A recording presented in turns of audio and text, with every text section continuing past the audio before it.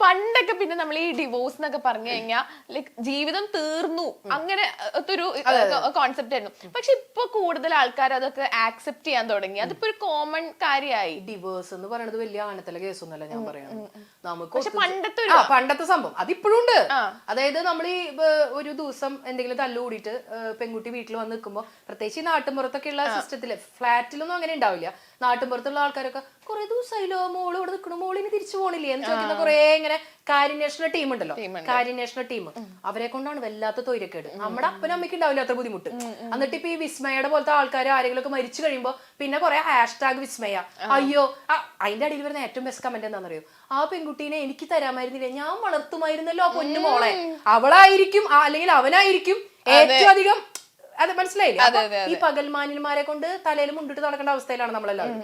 അപ്പൊ ഈ ഡിവോഴ്സ് എന്ന് പറയുന്നത് വലിയ ആണത്തര സംഭവം. നമുക്ക് ഒത്തുപോകാൻ പറ്റില്ല എന്നുണ്ടെങ്കിൽ അറ്റ്ലീസ്റ്റ് ആ മക്കൾക്കെങ്കിലും സമാധാനവും.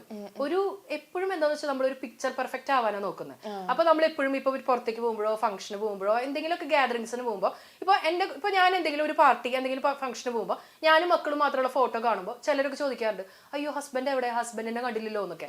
ചിലപ്പോൾ ആൾക്ക് വരാൻ പറ്റാത്ത ഒരു സാഹചര്യം ആയിരിക്കും, ചിലപ്പോൾ ആൾക്ക് വരാൻ താല്പര്യം ഉണ്ടാവില്ലായിരിക്കും. അതൊക്കെ നൺ ഓഫ് ദെയർ ബിസിനസ് അല്ലെ? അപ്പൊ ഞാൻ പറയുന്ന അങ്ങനെ എന്താ പറയാ, അപ്പനും അമ്മയും മക്കളും മാത്രമേ ഇരുന്നാലോ ആ പിക്ചർ പെർഫെക്റ്റ് ആവുള്ളൂ എന്ന് വിചാരിക്കുന്നിടത്താണ് ഈ പ്രശ്നങ്ങൾ മൊത്തം ഉണ്ടാവുന്നത്. ഒത്തുചേർന്ന് പോകാൻ പറ്റില്ലെങ്കിൽ എത്രയും പെട്ടെന്ന് സെപ്പറേറ്റഡ് ആവുക. അപ്പൊ അതുകൊണ്ടുള്ള ഗുണം എന്താന്ന് വെച്ചാൽ ഈ മക്കൾക്ക് ഒരു സമാധാനപരമായ ജീവിതം ജീവിക്കാൻ പറ്റും. കാരണം ഞാൻ എപ്പോഴും വിചാരിക്കുന്നത് ഈ ലോകത്തിൽ നമുക്ക് ചെയ്യാവുന്ന ഏറ്റവും വലിയ തെറ്റ് ഒത്തുചേരാൻ പറ്റാത്ത ഒരു സാഹചര്യത്തിൽ ഒരു മക്കൾക്ക് ജന്മം കൊടുക്കുക എന്നുള്ളതാണ്. കാരണം പിന്നെ ആ കുട്ടികളുടെ കാര്യം ആലോചിക്കുക, അവരെന്ത് തെറ്റ് ചെയ്തു. ഈ രണ്ടലവലാദികൾ 24 മണിക്കൂറും ജയ ജയ ജയ ഹേ സിനിമയിലത്തെ പോലെ ബേസിൽ ജോസഫും മറ്റേ പെണ്ണിന്റെ പേര് അവർ രണ്ടുപേരും കൂടി തല്ലുകൂട പോലെ 24 മണിക്കൂർ തല്ലുകൂടാ. ഇവരുടെ ചീത്തയും തെറിയും പാത്രങ്ങൾ എറിയണതും ഒക്കെ കണ്ടിട്ട് ഈ രണ്ട് മക്കൾ അവിടെ വളരുക. അപ്പൊ ആ മക്കൾക്ക് ഉണ്ടാവുന്ന ഒരു സാഹചര്യം എന്ന് പറഞ്ഞാൽ പിന്നെ അവർ ആ ബ്രോക്കൺ ഫാമിലിന്ന് വരുമ്പോ ഈ ലോകത്തിലേക്കും വേണ്ട ഏറ്റവും മോശപ്പെട്ട ആൾക്കാരായിട്ട് പിന്നെ അവർ വളരാം.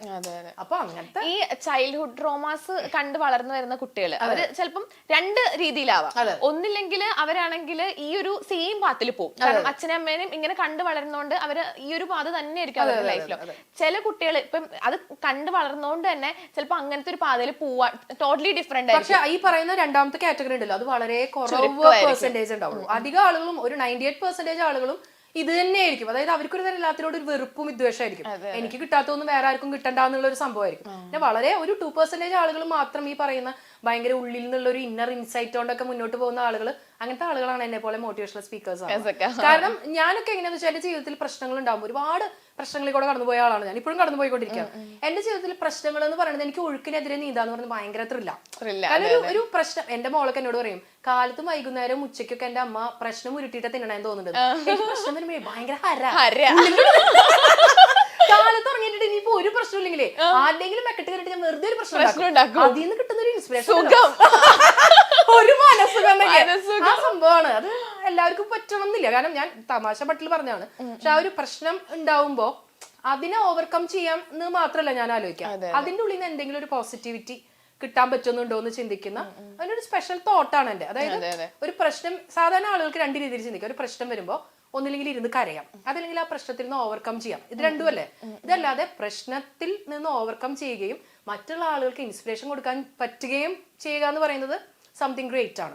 അത് എല്ലാവർക്കും പറ്റണമെന്നില്ല, എല്ലാവർക്കും പറ്റുന്നില്ല. ഇപ്പൊ പറഞ്ഞല്ലോ. പക്ഷെ പണ്ടത്തെ പോലെയല്ല. ഇപ്പൊ നമ്മൾ നോക്കുവാണെങ്കിൽ സൂയിസൈഡ് റേറ്റ്സ് ഒക്കെ ഭയങ്കര കൂടുതലാണ്. പണ്ടൊക്കെ എനിക്ക് തോന്നുന്നു കുറച്ചും കൂടെ ആളുകളാണെങ്കിൽ പ്രതിസന്ധികളൊക്കെ ഫേസ് ചെയ്യാൻ നിൽക്കാറുണ്ട്. പക്ഷെ ഇപ്പൊ അങ്ങനെയല്ല. എന്താന്ന് വെച്ചാൽ ഈ പാരന്റ്സ് തന്നെയാണ് ഈ പിള്ളേരെ മുഴുവൻ നശിപ്പിക്കുന്നത്. നമ്മൾ സാധനം ചെറിയൊരു എക്സാമ്പിൾ പറയാം, വലിയ വലിയ കാര്യങ്ങളൊന്നും വേണം. നമ്മൾ സൂപ്പർ മാർക്കറ്റിലൊക്കെ പോകുമ്പോൾ മക്കളെയും കൊണ്ട് പോകുന്ന പാരന്റ്സ് കുട്ടികൾ എന്തെങ്കിലും വില കൂടിയ ഒരു സാധനം ചോദിച്ചിട്ടുണ്ടെങ്കിൽ കുട്ടികളെ ഈ ഫ്ലോറിൽ കിടന്ന് ഉരുളണ കണ്ടിട്ടില്ല,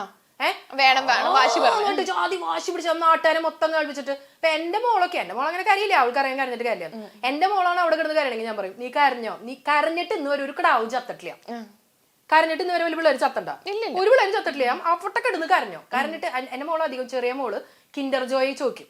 എനിക്കാണെങ്കിൽ വേറെ എന്ത് വാങ്ങി കൊടുക്കാനും കുഴപ്പമില്ല, കിൻഡർ ജോയ്ക്ക് എന്തൊരു വിലയാ, ആ കാശുണ്ടെങ്കിൽ ഞാൻ എന്തൊക്കെ വേറെ സാധനങ്ങൾ വാങ്ങും. ഞാൻ പറയും, നീ കിൻഡർ ജോയ് ചോദിച്ചിട്ട് എത്ര കരഞ്ഞാലും നീ അവിടെ കിടന്ന് കരഞ്ഞിട്ട് നീ ചത്താ ഞാൻ കുഴിച്ചിടാന്ന് പറയും.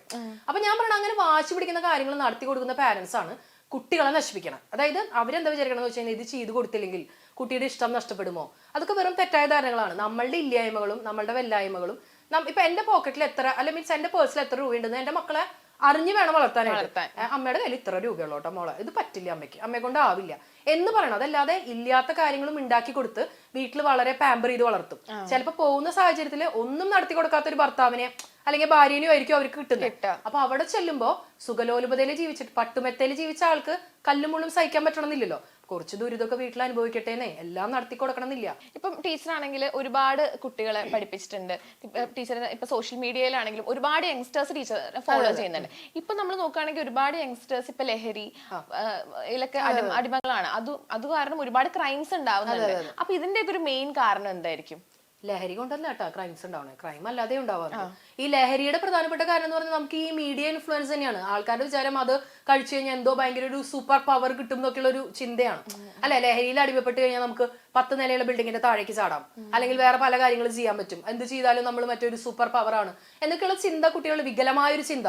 പിന്നെ അതെന്തോ ലഹരി കഴിച്ചു കഴിഞ്ഞിട്ടുണ്ടെങ്കിൽ എന്താ ഫ്ലോട്ട് ചെയ്യും എന്നാണ് പറയുന്നത്. ഇപ്പൊ നമ്മൾ ഫ്രണ്ട്സ് എല്ലാവരും ഇങ്ങനെ ഇരിക്കുമ്പോൾ ഇപ്പൊ അതിനകത്ത് ഇപ്പൊ ആരെങ്കിലും ഇപ്പൊ എന്തെങ്കിലും ഒരു ലഹരി എന്തെങ്കിലും ഒക്കെ ഉപയോഗിക്കണ ലഹരി എന്ന് പറഞ്ഞാൽ ഡ്രിങ്ക്സിനെ ഞാൻ ലഹരിയായിട്ട് കൂട്ടിയിട്ടില്ല കേട്ടോ. അത് പ്രശ്നം. ഇപ്പം നമ്മളത് വേണ്ടാന്ന് പറയുകയാണെങ്കിൽ ഇത് എന്തത് ഇതൊക്കെ ഒരു ഇപ്പോഴും ആ പഴയ കാലഘട്ടത്തിലാണോ? എന്തും ഒരു പരിധിയിൽ നിർത്തുകയാണെങ്കിൽ എല്ലാം നല്ലതാണ്. അപ്പൊ ഞാൻ പറയണേ ഒരു ഡ്രിങ്ക്സ് എന്ത് തന്നെ ഡ്രിങ്ക്സ് ആണെങ്കിലും അതിന്റെ ടേസ്റ്റ് അറിയാനായിട്ട് നമ്മളൊന്ന് സിപ്പ് ചെയ്തതുകൊണ്ട് നമ്മൾ ഈ ലോകത്തിലെ ഏറ്റവും വലിയ കുടിയനോ അല്ലെങ്കിൽ ഏറ്റവും വലിയ സംഭവമൊന്നും ആയി മാറില്ല. പക്ഷെ ഒക്കത്തിന് നമുക്കൊരു ബൗണ്ടറി നഷ്ടപ്പെടുന്ന രീതിയിൽ, അതായത് നമ്മളിങ്ങനെ കിടന്ന് ആടി ഒലയുന്ന രീതിയിലേക്ക് നമ്മളെ തന്നെ കൊണ്ടെത്തിക്കുകയാണെന്നുണ്ടെങ്കിൽ അത് ഡേഞ്ചറസ് ആണ്. ലഹരി നമ്മളെ വിഴുങ്ങുന്ന അവസ്ഥയിലേക്കാണ് ഇപ്പൊ എത്തിക്കൊണ്ടിരിക്കുന്നത്. അതിന് പകരം ഇതൊക്കെ എല്ലാം എന്താണ് സംഭവം എന്ന് അറിയാനായിട്ട് നമ്മളതൊന്ന് മനസ്സിലാക്കി വെക്കുന്നതിൽ തെറ്റൊന്നുമില്ല. ഇപ്പൊ ഞാൻ പറയട്ടെ, നമ്മളൊരു ട്രിപ്പ് പോവാണ്. ട്രിപ്പ് പോകുന്ന സമയത്ത് നമ്മൾ ചിലപ്പോൾ ഒന്ന് ചില്ല് ചെയ്യാനായിട്ടോ ഒന്ന് വൈബ് ചെയ്യാനായിട്ടൊക്കെ ചിലപ്പോൾ കുറച്ച് എന്തെങ്കിലുമൊക്കെ, ഞാൻ പറയാം ഭയങ്കര വലിയ ഡ്രിങ്ക്സ് കഴിക്കണം എന്നല്ല, ചെറിയൊരു വൈബ് കിട്ടാനൊക്കെ ആയിട്ട് ചെയ്യുന്നതിൽ തെറ്റൊന്നുമില്ല. പക്ഷെ കുടിച്ച് ആർമാദിച്ച് ചാലിൽ കിടന്ന് പിന്നെ കുടുംബക്കാരെ വേറെ ആൾക്കാരൊക്കെ പൊക്കി കൊണ്ടുവന്ന് അങ്ങനൊരു അത് നമ്മളെ വിഴുങ്ങുന്ന അവസ്ഥയിലേക്ക് നമ്മളെ കൊണ്ടെത്തിക്കാതിരിക്കുക എന്നുള്ളതാണ്. അത് എന്തിനാണെങ്കിലും ലഹരി മാത്രമല്ല, ഒന്നിനും നമ്മൾ അടിമപ്പെടരുത് എന്ന് മാത്രം. അങ്ങനെയാണ് കേട്ടോ ഞാൻ വിശ്വസിക്കുന്നത്. പിന്നെ നമ്മൾ ഒരുപാട് കണ്ടുവരുന്ന ഇതാണ് ഇപ്പം ഏറ്റവും കൂടുതൽ കണ്ടുവരുന്നതാണ് ചീറ്റിംഗ് എന്ന് പറഞ്ഞൊരു കാര്യം. കാരണം പണ്ടൊക്കെ നമുക്കാണെങ്കിൽ ഓപ്പോസിറ്റ് നിൽക്കുന്ന ആൾക്കാണെങ്കിൽ ഹേർട്ട് ആവോന്ന് വിചാരിച്ച് നമ്മളൊരു പരിധി വരെ അതിന് പോയില്ല. പക്ഷെ ഇപ്പൊ അങ്ങനെ എന്താ പറയാ ഒരു ഫീലിങ്സ് ഒന്നും ഇല്ല. മറ്റാൾക്ക് ഇപ്പൊ എന്തായാലും നമുക്കൊരു വിഷയമല്ല എന്നുള്ള രീതിക്കാണ്. അത് അധികം ഈ റിലേഷൻഷിപ്പിനെ ബേസ് ചെയ്തിട്ടാണെങ്കിൽ ചീറ്റിങ്ങിനെ എല്ലാവരും എപ്പോഴും വിചാരിക്കുക ഫ്ലേർട്ടിംഗ് ആണെന്നാണ്. അതായത് ഇപ്പൊ മെഹറും ഒരാളും തമ്മിൽ പ്രണയത്തിലാണ്. അപ്പൊ മെഹർ അറിയാതെ അയാൾ വേറൊരു പെണ്ണുമായിട്ട് ഫ്ലേർട്ട് ചെയ്യുന്നതിനെയാണ് ചീറ്റിംഗ് നമ്മൾ വിചാരിക്കുന്നത്. സത്യത്തിൽ ചീറ്റിംഗ് എന്ന് പറയുന്നതിന് വെറും ഫ്ലേർട്ടിംഗ് ആയി മാത്രം നമ്മൾ ചുരുക്കി കാണരുത്. കാരണം എന്താ വെച്ചാൽ ഇപ്പൊ എനിക്കൊരാളെ ഇഷ്ടമല്ല, അതിപ്പോ നിങ്ങൾ തമ്മിൽ ഫ്രണ്ട്സ് ആയിരിക്കാം അല്ലെങ്കിൽ വേറെ എന്തോ ആയിരിക്കാം, എനിക്ക് ഒരാളോട് ഭയങ്കരമായ ശത്രുതയുണ്ട്. അപ്പൊ എന്റെ പാർട്ട്ണർ അയാളുമായിട്ട് ഒരു ഫ്രണ്ട്ഷിപ്പ് കീപ്പ് ചെയ്യുന്നത് പോലും ഒരു പക്ഷെ എനിക്ക് ഇഷ്ടമല്ല. എല്ലാ മനുഷ്യരും സെൽഫിഷ് തന്നെയാണല്ലോ. നമുക്കിപ്പോ നമ്മൾ എന്തായാലും മദർ തെരേസയോ അങ്ങനെ സംഭവങ്ങളൊന്നും നമ്മുടെ ഉള്ളിലുണ്ട് വികാരങ്ങളും വിചാരങ്ങളും ഒക്കെ. അപ്പൊ നമ്മൾ ഇമോഷണലി നമ്മൾ എന്താ പറയാ, എനിക്ക് ഇന്ന ആളുമായിട്ട് നീ ഒരു സൗഹൃദം കീപ്പ് ചെയ്യണത് ഇഷ്ടമല്ല കേട്ടാ, അവൾ എന്നോട് ഇങ്ങനെ ചെയ്തിട്ടുണ്ട് അല്ലെങ്കിൽ അവൻ എന്നോട് ഇങ്ങനെ ചെയ്തിട്ടുണ്ട് എന്ന് പറയുമ്പോൾ നമ്മുടെ അടുത്ത് ഓക്കെ എന്ന് പറഞ്ഞിട്ട് നമ്മളറിയാതെ, അതായത് നമ്മുടെ ബാക്കില് അവര് തമ്മിൽ ഒരു സൗഹൃദം കൊണ്ട് നടക്കുന്നത് പോലും ചീറ്റിംഗ് ആണ്. അതായത് ചീറ്റിംഗ് എന്ന് പറഞ്ഞിട്ടുണ്ടെങ്കിൽ ട്രാൻസ്പാരൻസി ഇല്ലായ്മ എന്ന് മാത്രമാണ് അർത്ഥം. നമ്മൾ അറിയാതെ അവരെന്ത് ചെയ്താലും, അത് റിലേഷൻഷിപ്പ് ആയിരിക്കാം ഫ്രണ്ട്ഷിപ്പ് ആയിരിക്കാം എന്ത് വേണമെങ്കിൽ ആയിരിക്കാം, നമ്മളറിയാതെ നമുക്ക് ഇഷ്ടമില്ലാത്തൊരു കാര്യം അവർ ചെയ്യുന്നു, അത് അവർ കണ്ടിന്യൂ ചെയ്തുകൊണ്ടേയിരിക്കുന്നു. അത് പിന്നീട് ഒരു ദിവസം നമ്മൾ പിടിക്കുമ്പോണ്ടാവുന്ന ഒരു വിഷമം എത്രമാത്രമായിരിക്കും. എപ്പോഴും നമ്മളെ ഏറ്റവും അധികം വേദനിപ്പിക്കുന്നത് നമ്മളുടെ സുഹൃത്തുക്കൾ, നമ്മുടെ ഒപ്പം നിൽക്കുന്ന സുഹൃത്തുക്കൾ ചെയ്യുമ്പോൾ നമുക്ക് ഏറ്റവും അധികം വേദന ഉണ്ടാവും അല്ലെ. ശത്രുവിന്റെ നീക്കം നമുക്ക് ഈസി ആയിട്ട് അറിയാൻ പറ്റും. നമ്മുടെ സുഹൃത്ത് നമ്മുടെ ശത്രുവിന്റെ കൂടെ നിന്നിട്ടാണ് ഇമാതിരി കളികളൊക്കെ കളിക്കണമെന്ന് അറിയുമ്പോണ്ടല്ലോ നെഞ്ച് പൊളിഞ്ഞു പോകുന്നൊരു വേദനയായിരിക്കും.